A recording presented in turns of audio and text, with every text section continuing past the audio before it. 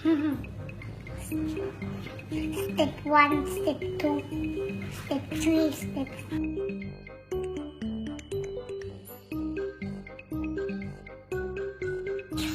เล่นไปดูเหรอครับจะได้ออกกำลังกาย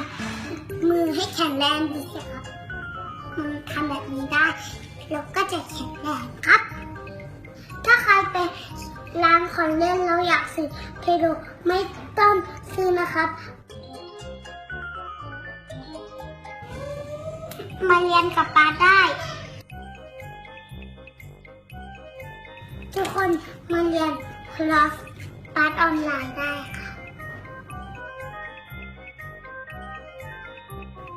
เรียนกับป้าเหรอครับ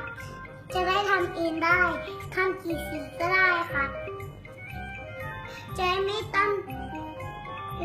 จะได้ประหยัดเรียนไม่ต่อจะได้ไปเที่ยวได้ครับ